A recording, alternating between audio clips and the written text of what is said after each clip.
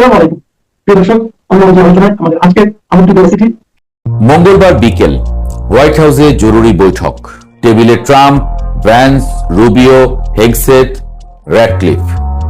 সামনে একটাই প্রশ্ন, আর কয়েক ঘন্টা পরেই যুদ্ধবিরতির সময় শেষ, তারপর কি?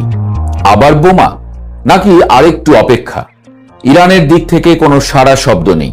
পাকিস্তানের মধ্যস্থতাকারীরা দুই পক্ষকে একটা টেবিলে আনতে হিমশিম খাচ্ছেন, আর জেডি ভ্যান্সের বিমান অ্যান্ড্রুজ রানওয়েতে ঠায় দাঁড়িয়ে, কিন্তু উঠতে পারছে না। শেষমেশ ট্রাম্প যুদ্ধবিরতির মেয়াদ বাড়ালেন। সেই তিনি যিনি কয়েক ঘন্টা আগে বলেছিলেন মেয়াদ বাড়ানোর প্রশ্নই ওঠে না। তাহলে হঠাৎ এই সিদ্ধান্ত বদলের পেছনে আসল কারণটা কি?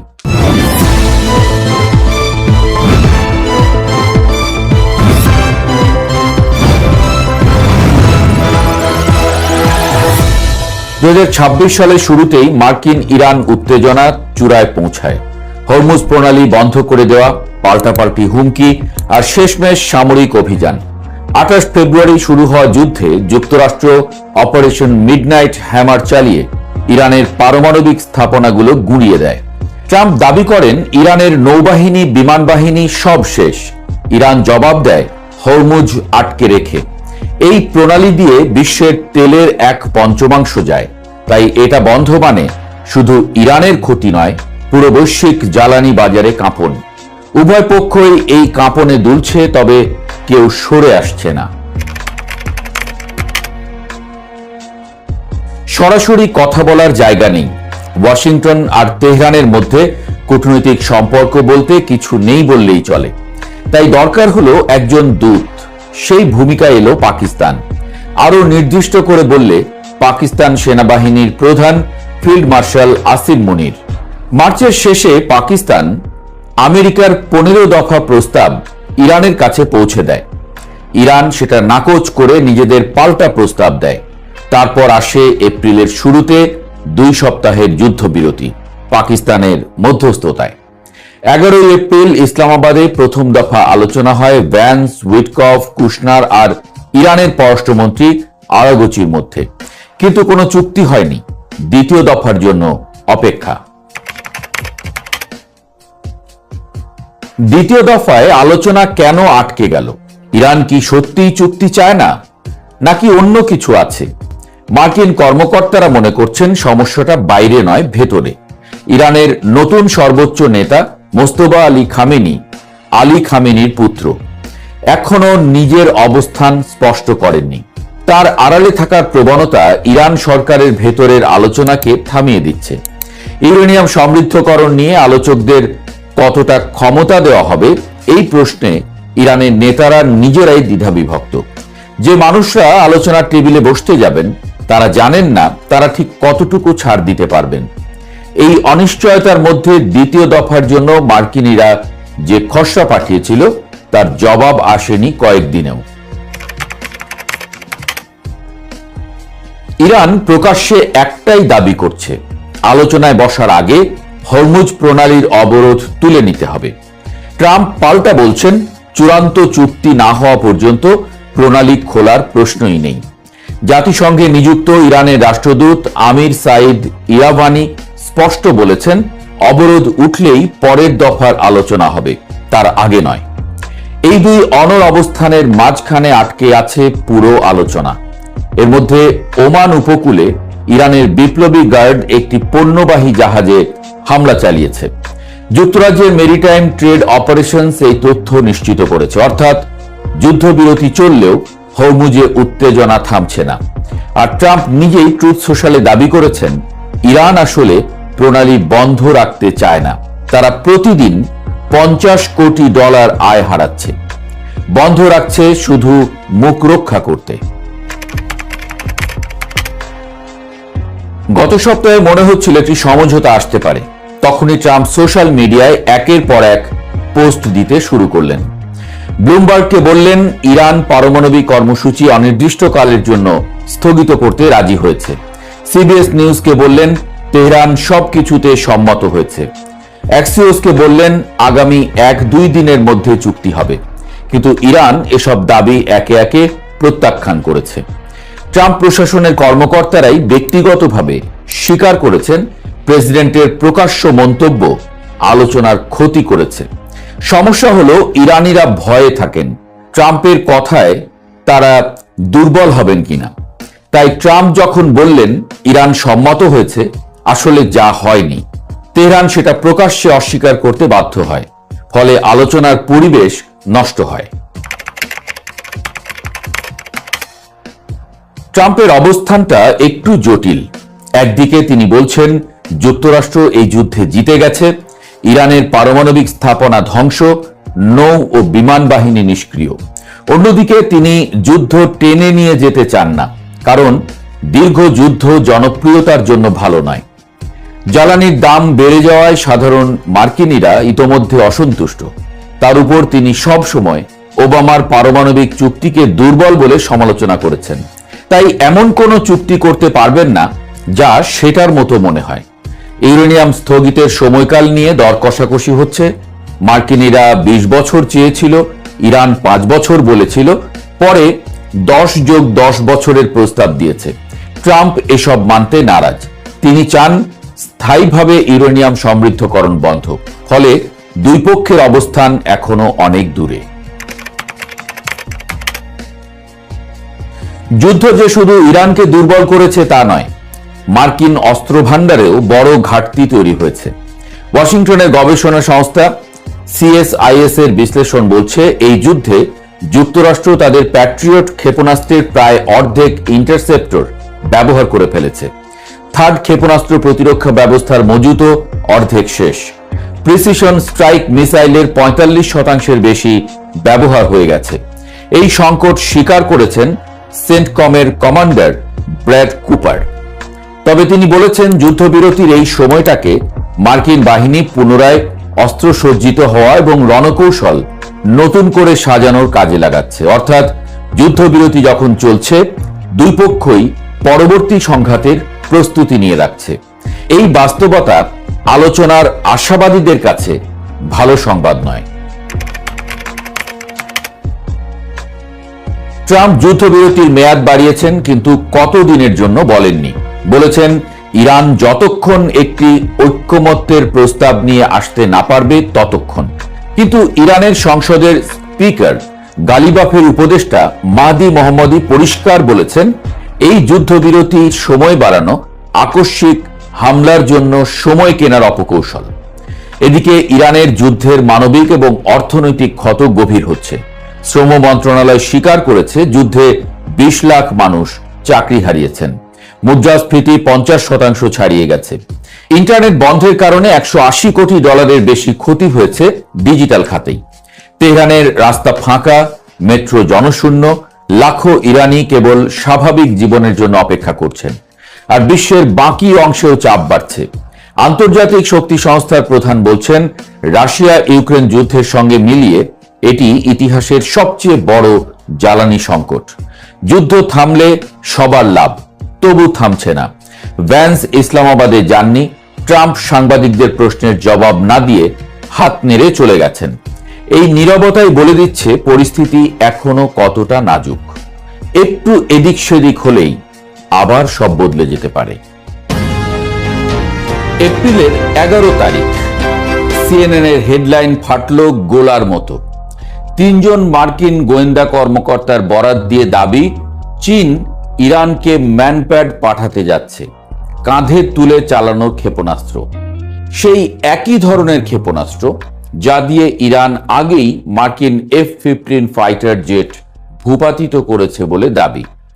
ব্লুমবার্গ সেই খবর তুলে নিল। নিউ ইয়র্ক টাইমসও পেছনে রইল না। মুহূর্তের মধ্যে একটা আখ্যান দানা বাঁধল। চীন এতদিন পর্দার পেছনে ছিল, এবার মাঠে নামছে। কিন্তু Shanghai center for RimPac strategic and international স্টাডিজের প্রেসিডেন্ট নেলসন ওং একটু থামতে বললেন। তিনি বললেন এই গল্পটা আগেও শোনা গেছে, অন্য নামে অন্য দেশে, আর সেবার গল্পটা মিথ্যা বেরিয়েছিল।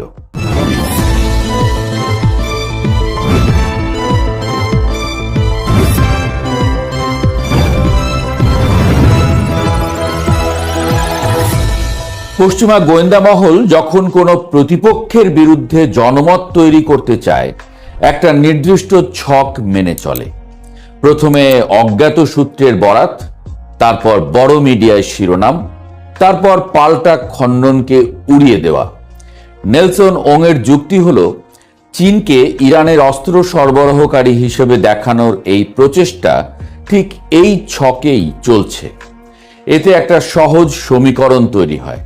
বেইজিং হলো ইন্ধনদাতা, তেহরান হলো তার ঘুঁটি, আর মধ্যপ্রাচ্য হলো পরাশক্তিদের দাবার বোর্ড।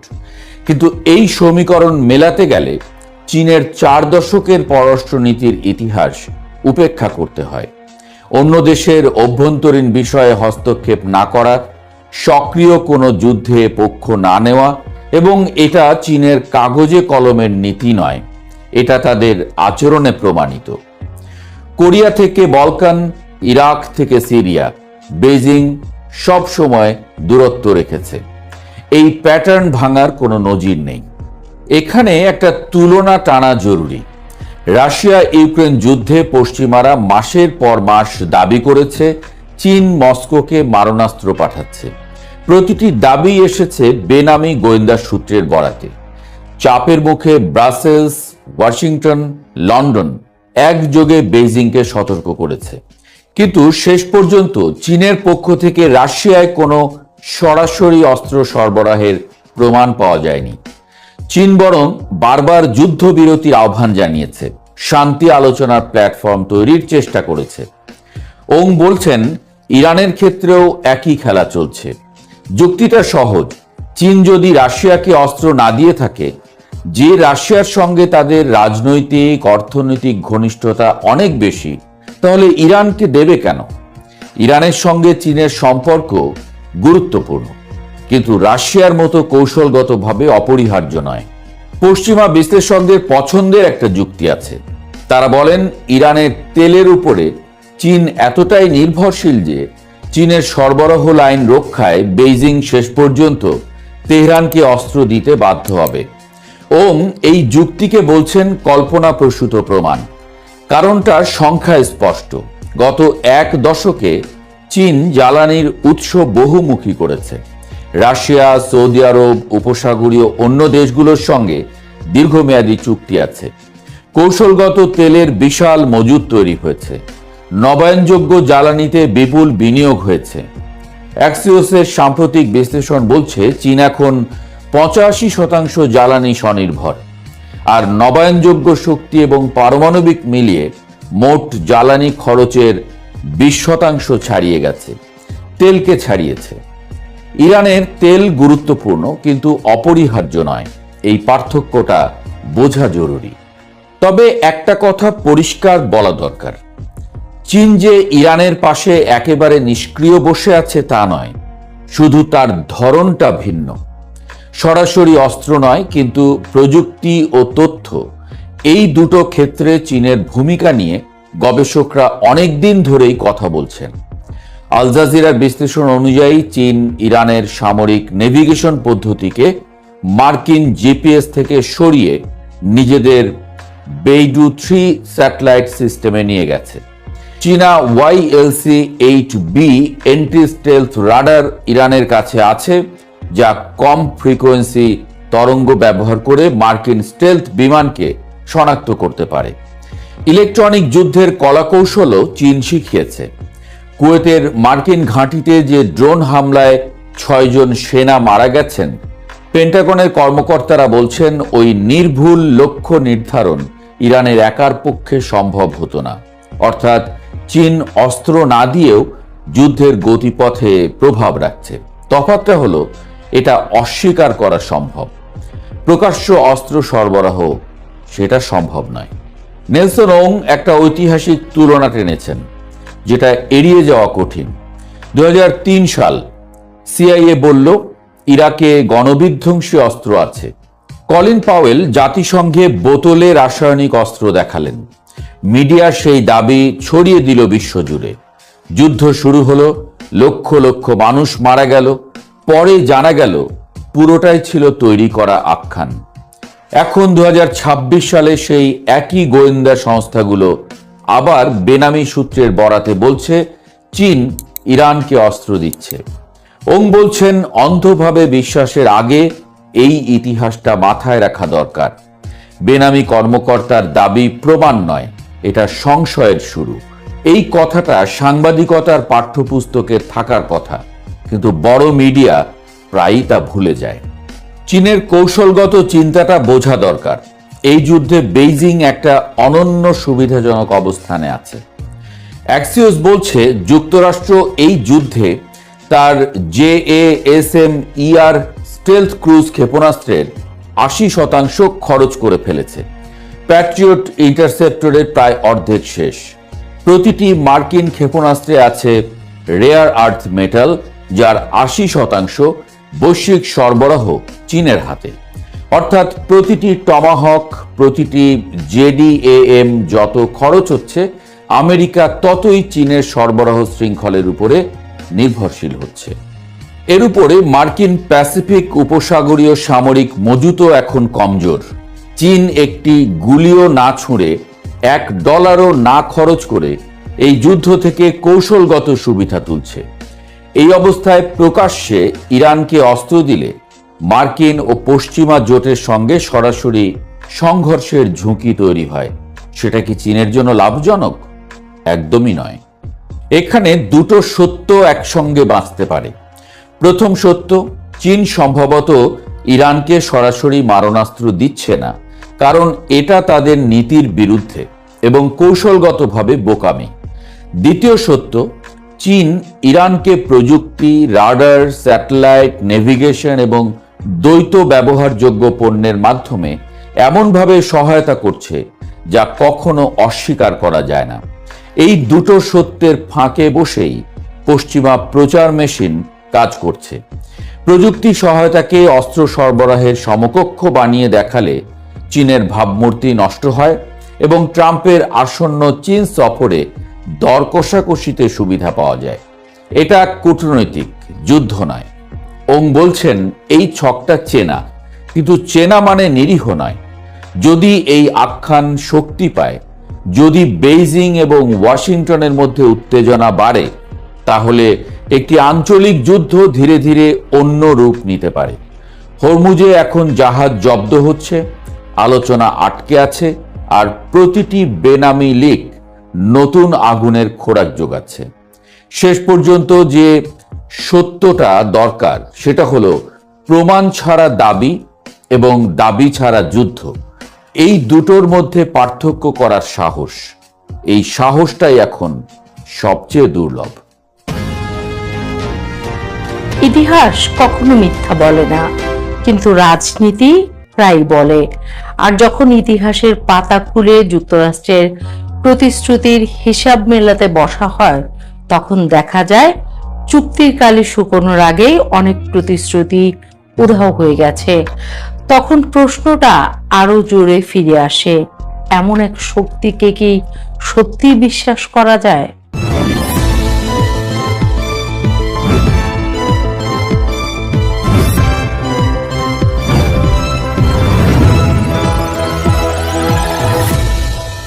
রাজনীতি নামের জিনিসটা অনেকটা সেই গ্রামের হাটের মতো, দেখতে সরগরম, শুনতে বিশ্বাসযোগ্য, কিন্তু ভেতরে ভেতরে হিসাবটা চলে অন্য খাতায়। আর সেই হাটের সবচেয়ে বড় ব্যবসায়ী যদি হয় যুক্তরাষ্ট্র, তবে তার হাসিটা যতই মিষ্টি হোক, পেছনের খাতার অঙ্কটা ততটাই জটিল। জর্জ ক্যাটসিয়াফিকাস, প্রখ্যাত মার্কিন সমাজবিজ্ঞানী ও ইতিহাসবিদ, যিনি 3 দশক ধরে বোস্টনের ওয়েন্টওর্থ প্রযুক্তি ইনস্টিটিউটে পড়িয়েছেন, তিনি যখন ইতিহাসের পাতা উল্টে দেখান, তখন দেখা যায় এটা কোনো বিচ্ছিন্ন ঘটনা নয়, বরং এক দীর্ঘ ধারাবাহিকতা। তার লেখা এশিয়ার অজানা গণঅভ্যুত্থান কিংবা ভিয়েতনাম নথিপত্রে যে আন্দোলনের কথা উঠে আসে, সেখানে বারবার একটি প্রশ্ন ঘুরে ফিরে আসে, ক্ষমতাবান রাষ্ট্র কি আদৌ নিজের কথার দাম রাখে? আজকের আলোচনার কেন্দ্রবিন্দুতে আছেন ডোনাল্ড ট্রাম্প।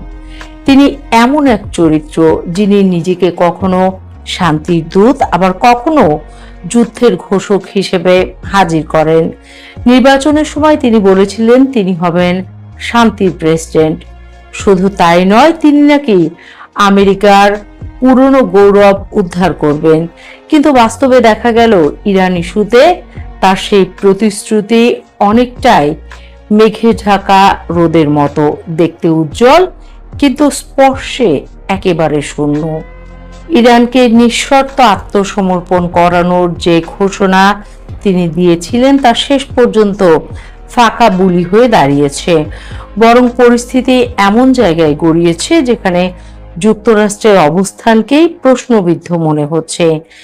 নিজের ব্যর্থতাকে ঢাকতে গিয়ে তিনি এমনভাবে বিজয় ঘোষণা করলেন যেন দাবার বোর্ডে হেরে গিয়ে খেলোয়াড় বলছে, আমি জিতেছি কারণ আমি খেলেছি, আর আমাকে যদি জয়ী হিসেবে মেনে না নাও তবে তোমার খবর আছে। তারপর শুরু হলো আক্রমণ, শত্রুর উপর নয়, মিত্রদের উপর।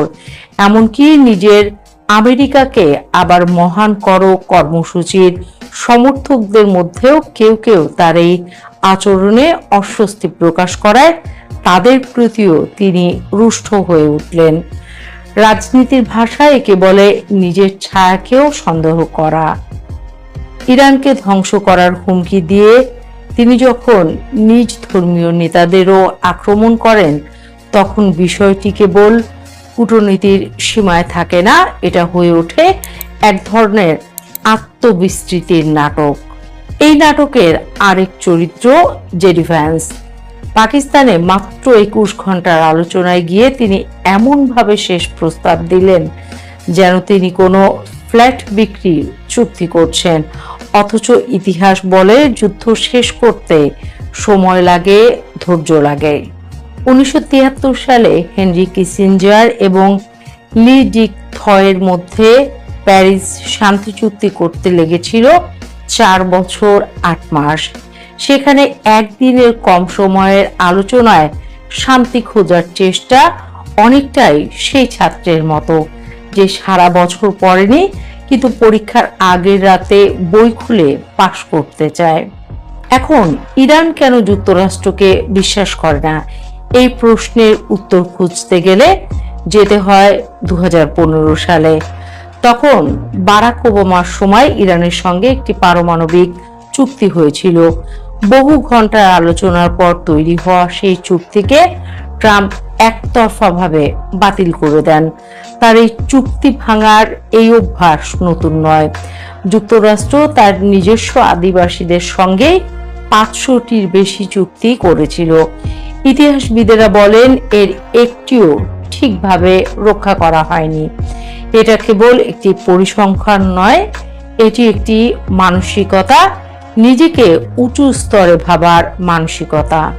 ইরানের কয়েকশো কোটি ডলার আটকে রাখা প্রতিশ্রুতি দিয়েও তার না ছাড়া এসব ঘটনা একসঙ্গে মিলে একটি চিত্র তৈরি করে।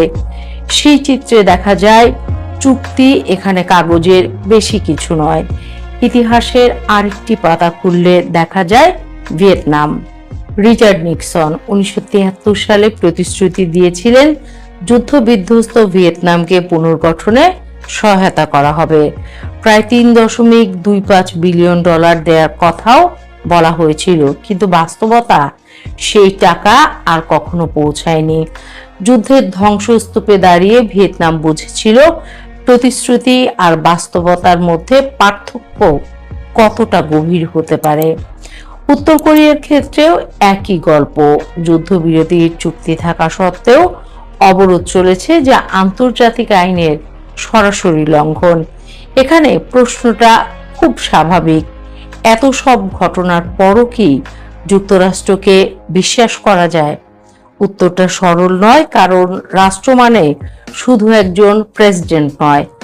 ডেমোক্রেটিক পার্টি বা রিপাবলিকান পার্টি দল বদলায়, মুখ বদলায়, কিন্তু নীতির ধারাবাহিকতা অনেক সময় একই থাকে। এ তো গেল দেশের কথা। আন্তর্জাতিক সংগঠনে আন্তর্জাতিক আদালতের রায় উপেক্ষা করা, প্যারিস জলবায়ু চুক্তি থেকে সরে আসা, আন্তর্জাতিক অপরাধ আদালতের সদস্য না হওয়া, এসব ঘটনা দেখায় যুক্তরাষ্ট্র অনেক সময় নিজেকে নিয়মের বাইরে রাখতে চায়। এ যেন সেই দলীয় রাজনীতি করা ছাত্র যে নিজের জন্য আলাদা নিয়ম বানায়, পরীক্ষায় দেরি করে এলেও তাকে ঢুকতে দেওয়া হবে, কিন্তু অন্যদের নয়। এই প্রেক্ষাপটে ইরানের অবস্থান বোঝা কঠিন নয়। তারা বলছে, বিশ্বাস অর্জন করতে হলে আগে বিশ্বাসযোগ্য হতে হবে। শেষ পর্যন্ত প্রশ্নটা থেকে যায়, যুক্তরাষ্ট্রকে কি বিশ্বাস করা যায়? ইতিহাসের দিকে তাকালে দেখা যায়, বিশ্বাস এখানে শর্ত সাপেক্ষ। কখনো তা কৌশল, কখনো তা প্রয়োজন। কিন্তু নিঃশর্ত বিশ্বাস, সেটি অনেকটা মরুভূমিতে বৃষ্টির অপেক্ষার মতো। হয়তো আসবে, কিন্তু কবে আসবে কেউ জানে না। রাজনীতি এমন এক খেলা যেখানে কথার দাম মুদ্রার চেয়ে কম। এখন আবার একই প্রশ্নে ফিরে আসি, আমেরিকা কি আসলেই বিশ্বাসযোগ্য? এই উত্তরটা ছেড়ে দিলাম আপনাদের হাতে। ইতিহাস তো তার কথা বলছে। এখন বিশ্বাস করবেন কিনা সেটা আপনার বিবেচনা।